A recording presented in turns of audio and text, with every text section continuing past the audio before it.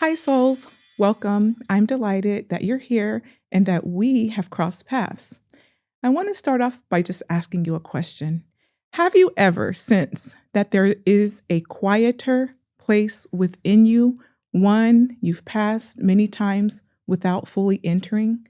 A place not organized by logic or timelines, but by mood, by tone, by experiences that were felt long before they were understood.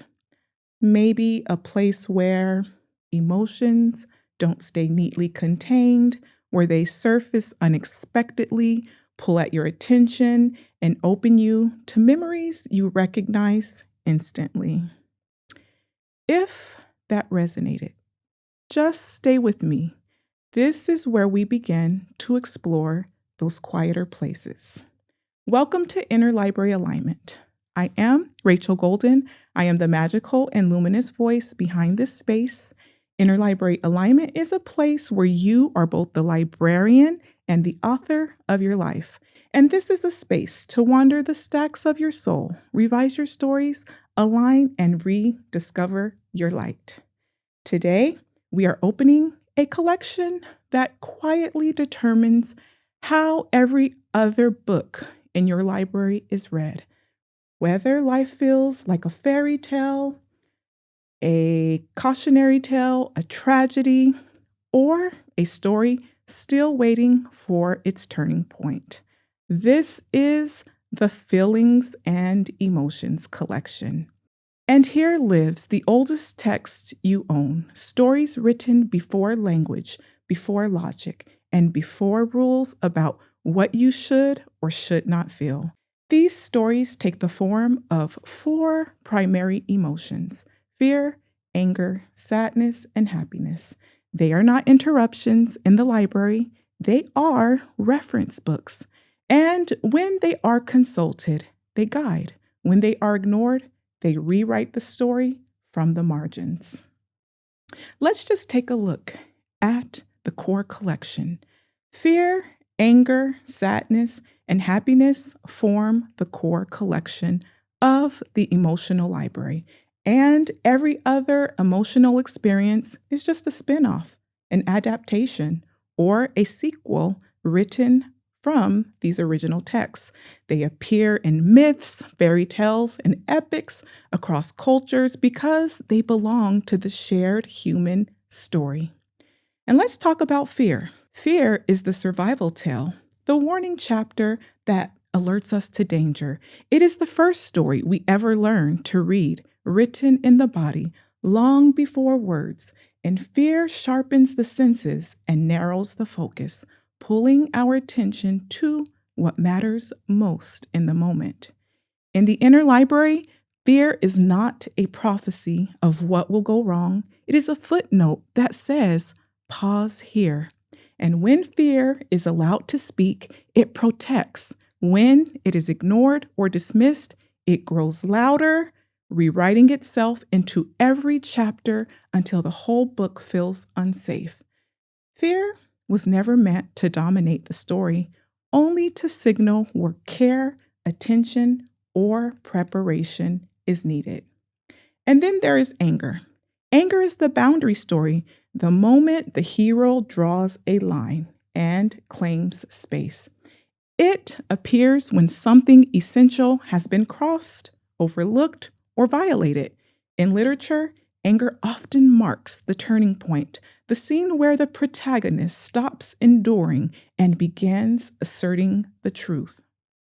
In the inner library, anger is not chaos, it is clarity. It tells us where our limits are and what matters deeply enough to defend. And when anger is suppressed, the story turns inward and becomes bitterness or resentment. When it is read with honesty, anger restores balance by reestablishing boundaries that were never meant to be negotiable.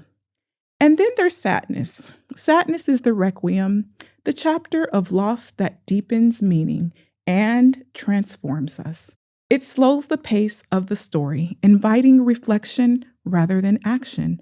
Sadness honors what has ended, what has changed, and what can never return in the same form. In the inner library, sadness is not a flaw in the narrative. It is the chapter that gives the story weight and texture. And without sadness, joy would feel harder to recognize in its fullness. And when sadness is rushed or avoided, it lingers in the margins, quietly shaping the tone of every page. When it is allowed, sadness softens us, expands our capacity for compassion, and prepares us for what comes next. And then there's happiness. Happiness is expansion, the passage where life opens wider and possibilities are limitless. Happiness is the part of the story where things feel more open and ease returns. It is meant to be experienced while it is present. In the inner library, happiness is not naive optimism. It is evidence of alignment, connection, and vitality. Yet, many of us skim this chapter quickly, afraid it will end too soon. And when happiness is trusted, it nourishes the whole narrative. When it is distrusted, it becomes fleeting and fragile.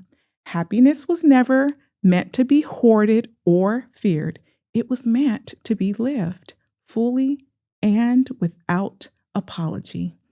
And together, these four stories form the core collection of the inner library, shaping how we respond to life long before we realize we are returning to the same narratives again and again.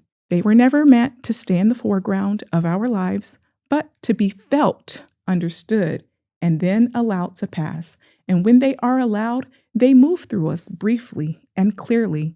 When they are restricted, they become overused, quietly inserting themselves into every genre of our lives.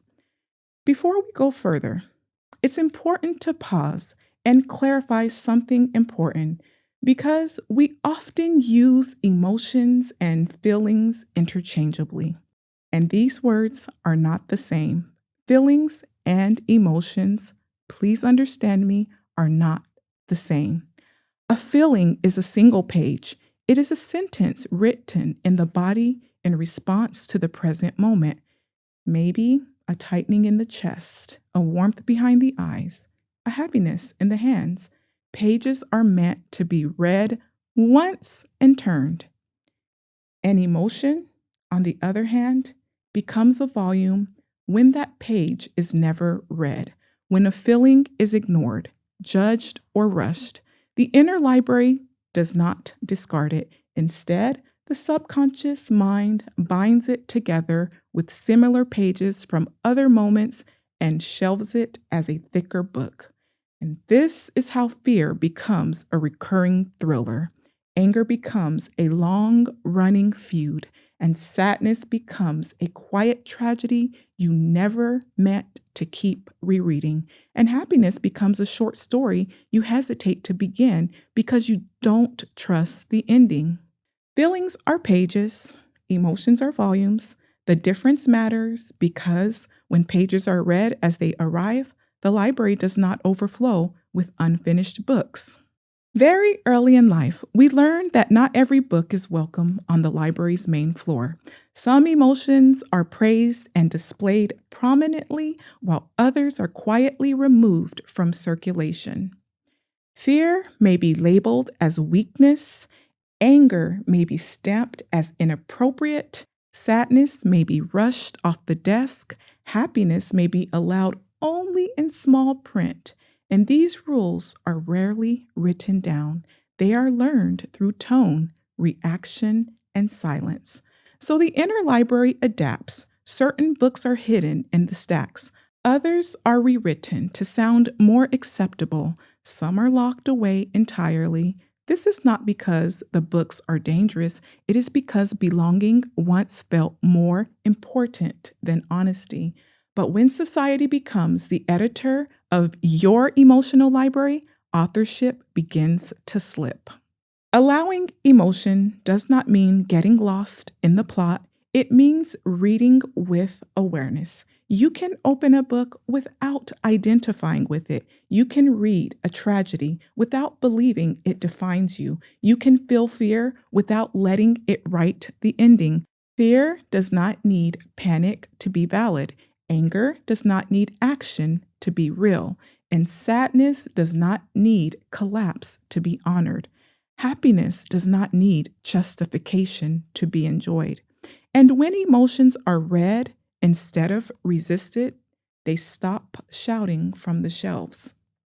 Each primary emotion carries a clear storyline.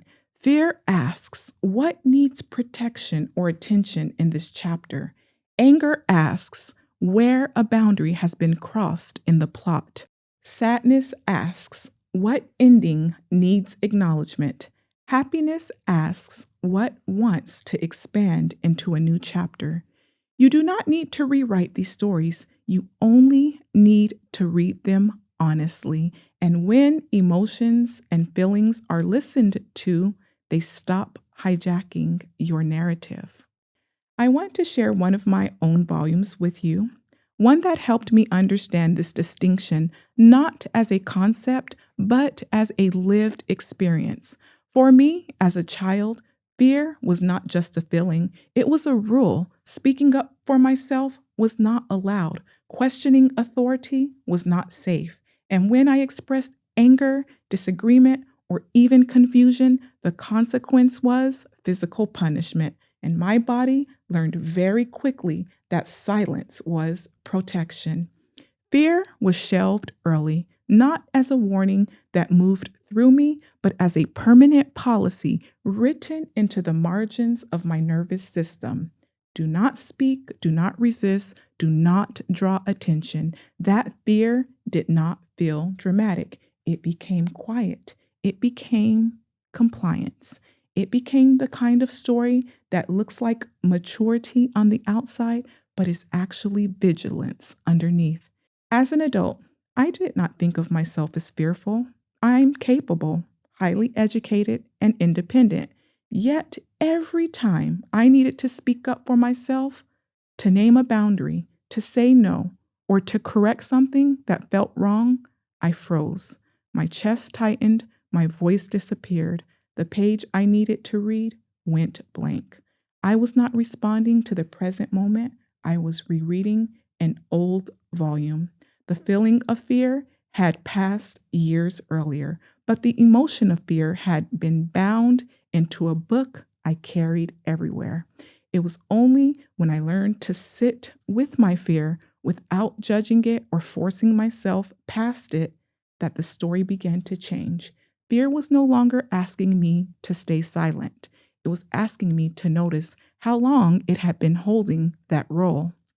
And once I read that page with compassion, fear slowly returned to its rightful place on the shelf, not as a rule, but as information.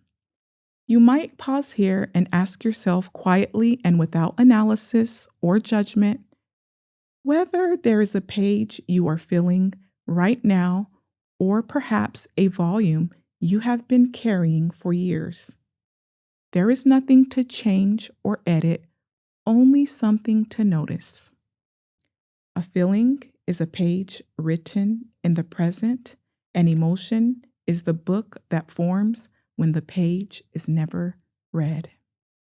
As fear, anger, sadness, and happiness are allowed, something shifts in the inner library. Fear moves from constant alarm to discernment. Anger moves from resistance to acceptance. Sadness moves from heaviness to depth, and happiness moves from fragile moments to steady vitality. And these books do not disappear, they are simply returned to their rightful shelves. And when emotions are properly shelved, they stop falling into your hands when you are trying to read something else. As we close this chapter, return to this truth. Feelings and emotions determine how every book in our inner library is read. And when pages are ignored, volumes accumulate. And when volumes accumulate, the same stories repeat under different titles. When feelings are read and emotions are felt, the library reorganizes itself naturally. And this is why the next chapter matters. Trauma and memory are not just about the past, they are about books that were shelved too early, too quickly, or without context. You are not too emotional. You are carrying important stories, and you are not here to silence them, only to read them with care. And remember, dear soul, you are the librarian. You are the author. Every story within you deserves its place on the shelf. Until then, gently tend to your shelves.